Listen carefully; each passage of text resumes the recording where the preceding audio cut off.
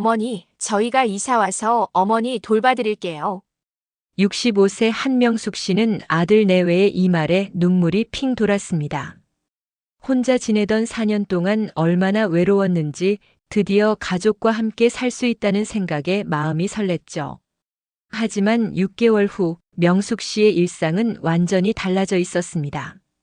새벽 5시 30분 기상해서 손자 아침 준비, 유치원 데려다 주기, 집에 와서 며느리 출근용 도시락 준비, 저녁엔 온 가족 저녁 식사 준비까지 하루 종일 쉴 틈이 없었습니다. 어머니, 애 좀 봐주세요. 는 일상이 되었고 어머니가 해주시는 음식이 제일 맛있어요. 라는 말 뒤엔 매일 반찬 만들어 달라는 요청이 숨어 있었죠. 명숙 씨가 오늘은 좀 피곤해서. 라고 하면 며느리는 애들이 할머니를 정말 따르고 좋아하는데. 어떡하죠? 라며 죄책감을 유발했습니다. 심지어 아들은 엄마, 혼자 계실 때 뭐 하실 거예요? 이렇게 손자들 돌봐주시는 게 보람 있지 않아요? 라고 말했죠. 명숙 씨는 자신의 집에서 가정부가 된 기분이었습니다. 그런데 6개월 후 명숙 씨를 다시 만났을 때는 완전히 달라져 있었습니다. 이제 제가 주인공인 제 인생을 살고 있어요. 아침에 일어나서 커피 마시며 창밖을 바라보는 여유도 생겼고 아들네와도 건강한 관계를 유지하면서요. 정말 이렇게 평화로울 줄 몰랐어요. 도대체 명숙 씨에게 무슨 일이 일어났을까요? 오늘 이 이야기를 끝까지 들으시면 여러분도 가족이라는 이름으로 포장된 착취에서 벗어날 수 있을 것입니다. 오늘은 가장 민감하면서도 중요한 주제를 다뤄보겠습니다. 가족이라도 이건 안 됩니다라는 주제로 성인 자녀, 며느리, 사위와의 건강한 경계선 설정법을 알려드리겠습니다. UCLA 가족심리학과에서 2025년 발표한 최신 연구에 따르면 건강한 경계선을 가진 가족일수록 구성원 모두의 삶의 만족도가 45% 높았습니다. 또한 일본 고령화 연구소의 조사에서는 과도한 가족, 돌봄 역할을 하는 60대 이상의 우울증 발병률이 일반인보다 67% 높게 나타났습니다. 이는 가족 관계에서도 적절한 경계선이 필요하다는 것을 보여주는 명확한 증거입니다. 공자가 말했습니다. 부모와 자식 간에도 예의가 있어야 한다. 가족이라고 해서 모든 것을 참고 희생할 필요는 없다는 뜻입니다. 그렇다면 60세 이후 가족 관계에서 반드시 선을 그어야 하는 경우들을 살펴보겠습니다. 첫 번째는 ATM 부모로 여기는 성인 자녀형입니다. 이들의 특징을 자세히 보면 용돈 요구가 일상화되어 있습니다. 아빠, 이번 달 카드값 좀 도와주세요. 엄마 애들 학원비가 부족해서요. 급하게 돈이 필요해서 조금만 빌려주세요. 이런 요청이 한 달에 몇 번씩 반복됩니다. 거절하면 다른 집 부모들은 다 해주던데요. 우리만 이래요? 라며 죄책감을 유발하죠.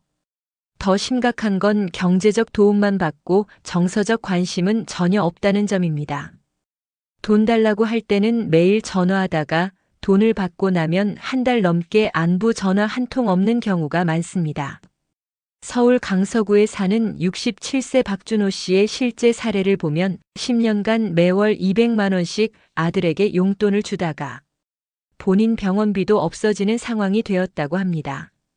아들은 아버지가 도와주시니까 감사하죠라고 말하면서도 아버지가 입원했을 때는 회사 일이 바빠서라며 한 번도 병문안을 오지 않았습니다.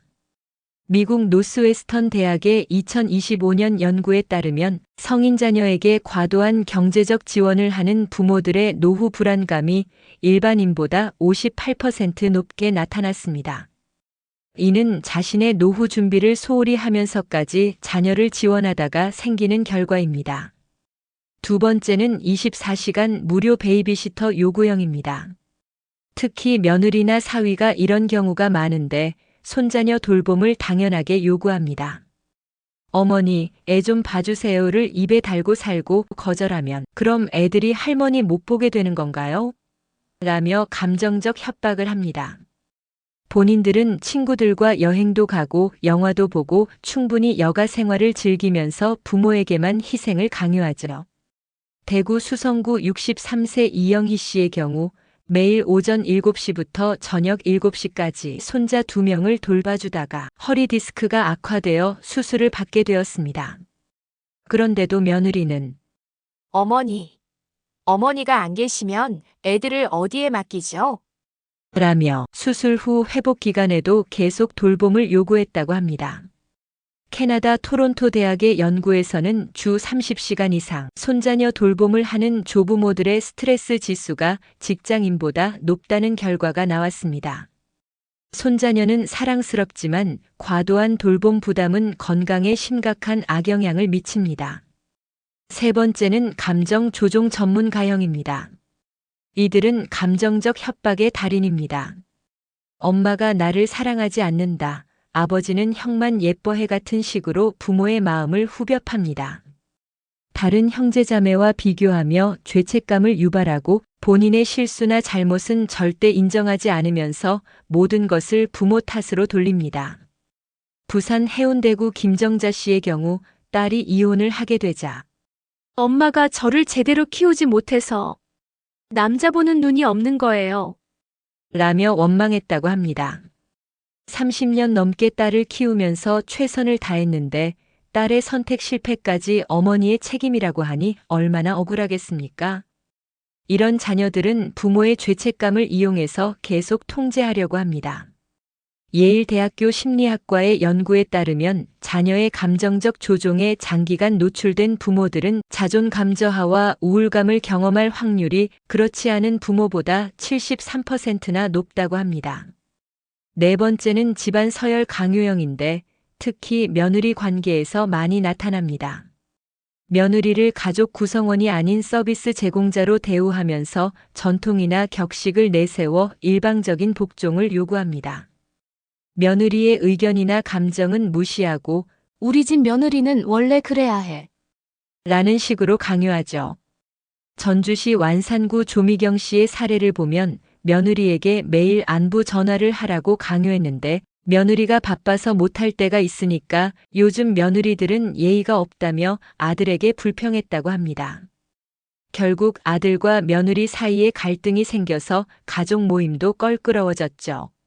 하버드 대학 사회심리학과의 연구에 따르면 세대 간 가치관 차이를 인정하지 않는 가족일수록 갈등 빈도가 3배 이상 높다고 합니다. 다섯 번째는 노후 계획 전담 요구형입니다.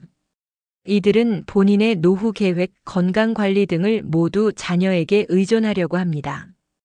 늙으면 자식이 돌봐야지라며 스스로는 아무런 준비를 하지 않고 자녀의 삶과 계획은 전혀 고려하지 않습니다. 인천 남동구 황태식 씨의 경우 아들이 나를 책임져야 한다며 아들 집으로 이사를 왔는데 아들 내외는 이미 맞벌이에 육아까지 해야 하는 상황이었습니다. 그런데도 내가 너를 키웠으니 이제 내가 나를 돌볼 차례다. 라며 일방적으로 요구만 했다고 합니다. 결국 아들 내외의 스트레스가 극에 달해서 부부 갈등까지 생겼죠. 이런 상황에서 어떻게 건강한 경계선을 설정할 수 있을까요? 실전 대처법을 알려드리겠습니다. 먼저 물리적 경계선부터 시작해 보겠습니다. 함께 산다면 개인 공간은 확실히 구분해야 합니다. 방에 들어갈 때는 반드시 노크를 하고 개인 물건은 허락 없이 만지지 않는 것이 기본입니다. 방문 에티켓도 중요한데 사전 연락 없이 무작정 찾아오거나 너무 오래 머무르는 것은 제한해야 합니다. 미리 연락하고 와줘. 나도 내 계획이 있어. 라고 분명히 말하세요. 경제적 경계선 설정은 더욱 중요합니다. 용돈 한도를 명확히 정해야 합니다. 나는 월 50만 원까지만 도와줄 수 있어. 그 이상은 너희가 알아서 해결해. 라고 말하세요. 큰 금액을 지원할 때는 용도와 기한을 명확히 하고 가능하면 차용증도 써두는 것이 좋습니다. 이건 그냥 주는 거 아니고 너희에게 빌려주는 거야.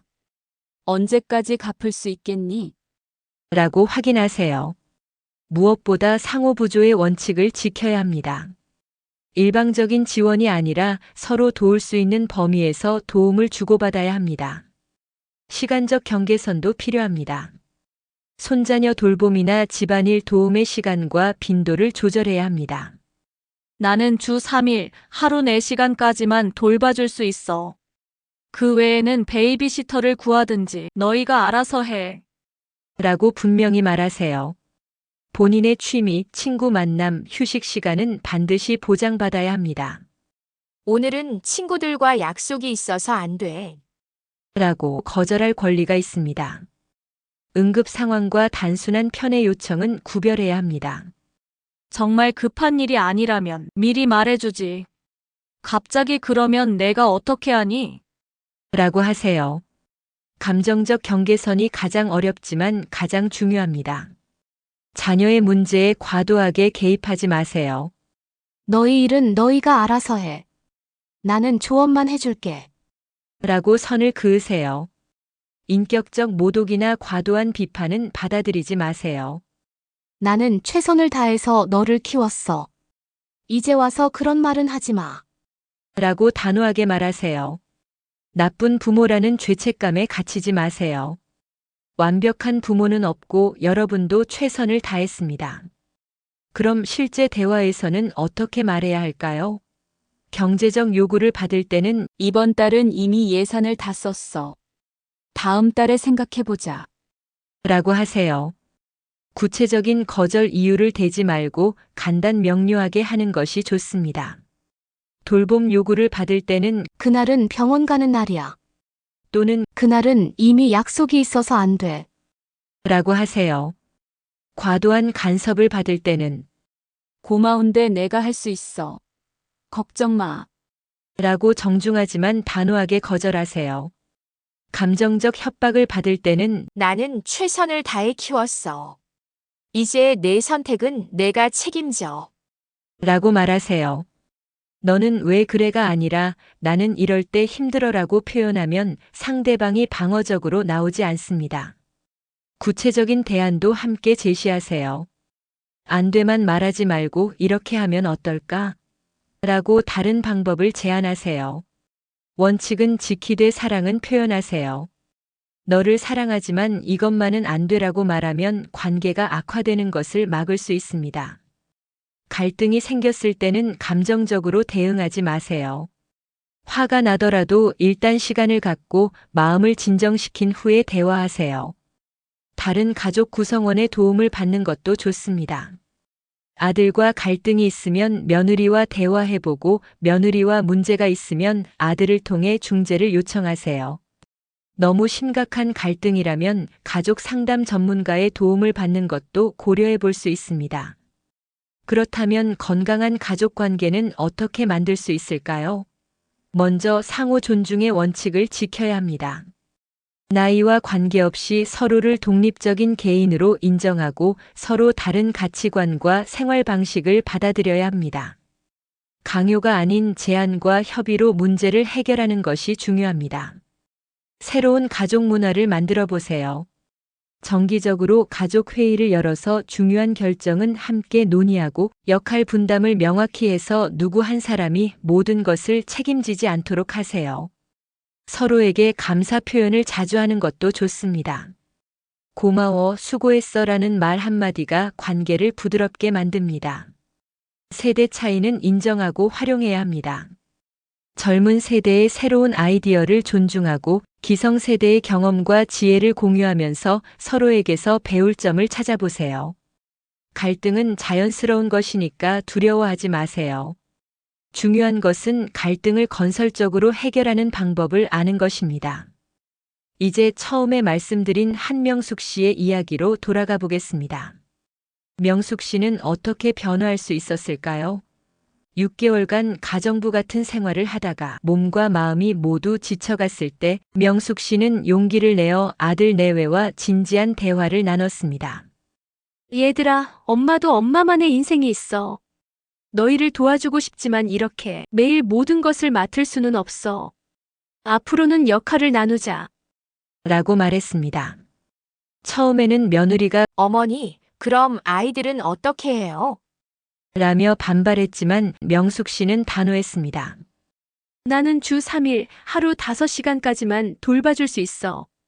나머지는 너희가 알아서 하든지 베이비시터를 구하든지 해야 해. 라고 분명히 말했죠. 며느리는 처음엔 화를 냈지만 아들이 엄마 말씀이 맞아. 우리가 너무 어머니한테 의존했네. 라며 엄마 편을 들어줬습니다.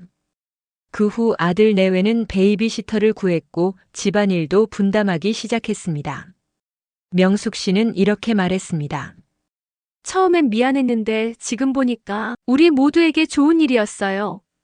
아들 내외도 저에게 의존하지 않고 스스로 해결하는 능력을 기르게 됐고 저는 제 시간을 되찾았으니까요. 실제로 경계선을 설정한 후 명숙 씨의 삶은 완전히 달라졌습니다. 아침에 일어나면 여유롭게 동네 산책을 다녀온 후 커피를 마시고 뉴스를 볼 수 있게 되었고 오랫동안 못 만났던 친구들과도 다시 만나기 시작했습니다. 새로운 취미로 서예를 배우기 시작했고 주말에는 등산 동호회에도 나가게 되었습니다. 무엇보다 아들 내외와의 관계가 더 좋아졌습니다. 서로에게 부담이 되지 않으니까 만날 때마다 즐거웠고 대화도 더 편해졌습니다. 손자들도 할머니를 더 좋아하게 되었어요. 가족이라고 해서 모든 것을 참고 희생할 필요는 없습니다. 진정한 사랑은 건강한 경계선 안에서 꽃핍니다. 서로를 존중하고 배려하는 가족 관계를 만들어 가세요. 여러분도 여러분만의 소중한 인생을 살 권리가 있습니다. 칼릴 지브란이 이런 명언을 남겼습니다. 당신의 아이들은 당신의 아이들이 아니다. 그들은 삶 자체의 열망으로 태어난 아들, 딸이다. 자녀들도 독립적인 개인이고 부모인 여러분도 마찬가지입니다. 가족이라는 이름 아래 자신을 희생하지 마세요. 건강한 경계선을 만들어서 모두가 행복한 가족 관계를 만들어 가시기 바랍니다. 여러분 오늘 이 영상을 보시고 어떤 생각이 드셨나요? 여러분의 생각과 경험을 댓글에 적어주세요. 어떤 사람들에게 용기와 힘을 주는 기회가 될 수 있습니다. 오늘의 이야기가 마음에 드셨다면 소중한 사람들에게 공유해 주시고 구독과 좋아요, 알람 설정으로 저를 응원해 주시면 감사하겠습니다. 긴 시간 저와 함께 해주셔서 진심으로 감사드립니다. 행복한 하루 되세요. 이상으로 황금노후였습니다.